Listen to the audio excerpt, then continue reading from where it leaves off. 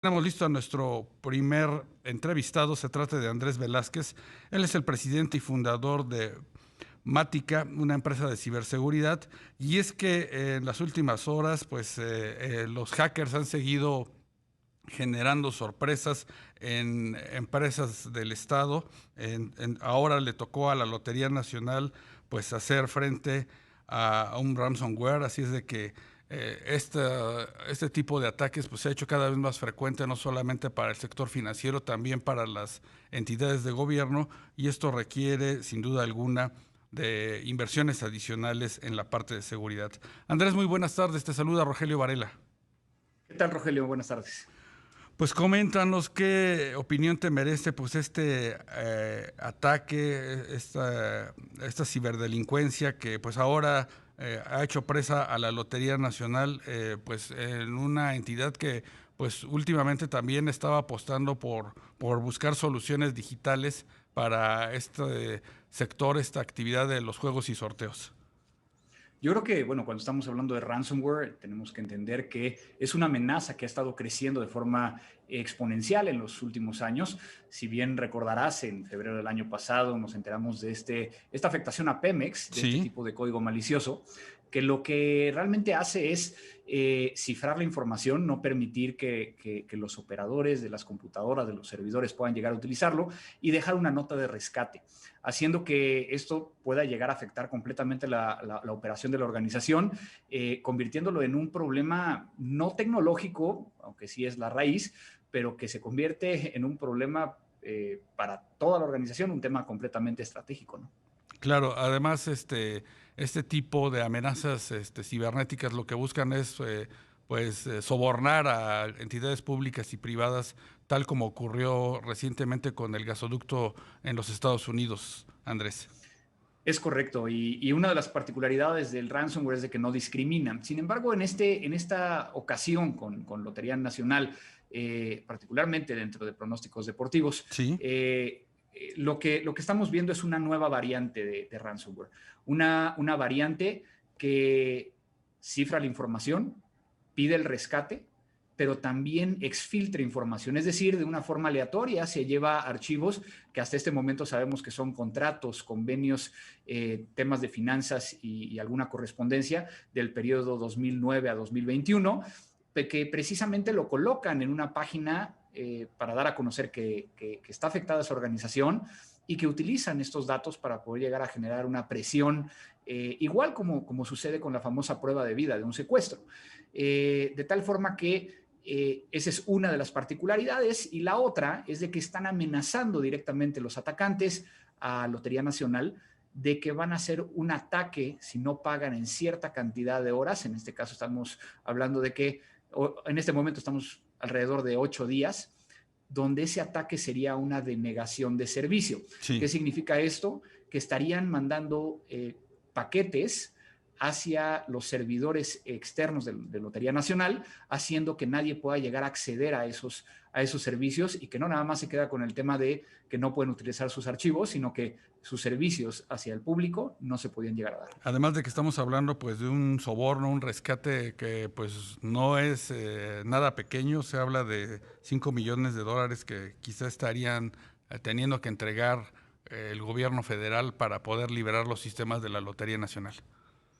Con los temas adicionales que esto conlleva, y es de que sabemos que en algunos de los casos el pago del rescate puede llegar a ser que no entreguen la llave para poder llegar a abrir los archivos, o como lo que le sucedió al caso del oleoducto en Estados Unidos, a Colonial Pipeline, Sí. donde pagaron y no pudieron llegar a recuperar la información porque la herramienta que les entregaron fue muy, muy lenta. También tenemos algunos casos donde al momento del pago estamos confirmándole al atacante que tenemos la disposición de pagar, siendo así que un par de meses después pudieran llegar a cifrar más información. Entonces, es un tema complicado para aquellos que no están preparados, y que yo creo que es una forma también de alertar a todos los que nos están escuchando, particularmente en sectores tanto de pymes hasta empresas grandes, que el ransomware no discrimina. Busca una forma de poder llegar a entrar y lograr parar la operación, y que no sabemos de una forma sencilla cómo reaccionar en ese momento. Entonces hace un gran problema dentro de la organización. Claro, realmente las alternativas que tiene la entidad que es atacada pues son muy pocas y pues termina en la entrega de este rescate tal como ocurrió con el gasoducto en Estados Unidos. En este sentido, ¿consideras que el gobierno federal tendría alguna herramienta adicional para poder, digamos que, salir bien librado de este ataque cibernético, Andrés? Pues yo creo que la única solución en este momento es de que tuvieran respaldos actualizados de la infraestructura para poder llegar a regresar a la operación de una forma rápida. Como ya lo vimos en ocasiones anteriores, con Secretaría de Economía, con mismo Pemex, algunas entidades que ya sufrieron casos de ransomware, pues hemos visto que por lo menos en México se ha decidido el no pagar, ¿no? Sí.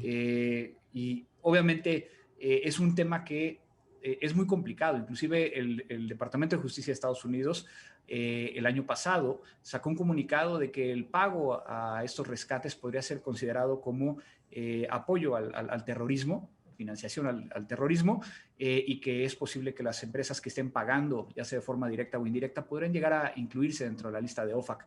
Entonces, no creo que sea la forma de poder llegar a detener que estos delincuentes sigan haciendo este tipo de situaciones, pero tendremos que ver hacia adelante cómo lo podemos llegar a evitar. Por lo pronto, para las empresas es tratar de tener respaldos y tener actualizada su infraestructura para poder llegar a evitar este tipo de ataques. Claro, tener, digamos que centros espejo para poder, digamos que cuidar esa información y pues no detenerse, ¿verdad, Andrés?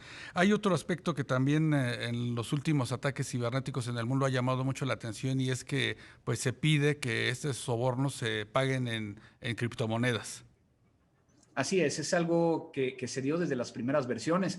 Recordarás claramente 2017, el caso de WannaCry Sí, en Europa, que afectó a muchos hospitales y que desde entonces estamos viendo que se paga en criptomonedas, particularmente en bitcoins. Obviamente es muy interesante ya cuando uno lo ve con la economía de este tipo de pagos, que con el paso del tiempo lo que ha sucedido es de que un bitcoin no cuesta lo mismo, sin embargo, pues sigue siendo muy rentable para los atacantes.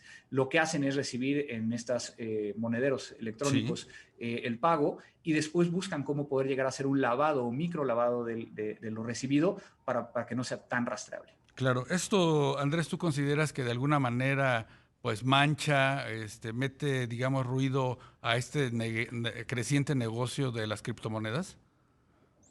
Yo creo que es igual que cualquier otro medio de pago, ¿no? A final de cuentas, ¿por qué lo hacen en criptomonedas? También por el hecho de que no estamos hablando de que sean unos atacantes que se encuentren en México, Claro. sino que se encuentran en algún país que la forma más sencilla para poder llegar a hacer el pago es algún tipo de moneda que pueda llegar a ser fácilmente accesible desde diferentes países, pero también por el otro lado que les dé cierta protección hasta cierto punto. Obviamente no van a pedir un pago vía SWIFT debido a los controles que Sí. existen en ese medio, pero lo que sí se puede llegar a hacer y que en muchos de los casos se llega a hacer es poder llegar a tratar de seguir la línea de esas transacciones de criptomonedas que en algún momento lo van a tener que cambiar dentro de un crypto exchanger hacia alguna moneda local y muchas veces así es como se han podido llegar a detener algunos de las personas que están detrás de esto. Claro, seguir la huella ya no del dinero, sino de las cripto. Andrés, finalmente, ¿tú qué opinión te merece pues todo este manejo que ha dado la 4T, el gobierno federal en el tema de sistemas, en la parte de ciberseguridad que pues ya afecta prácticamente desde un usuario en su casa puede tener el ataque de un hacker hasta pues por supuesto grandes corporaciones?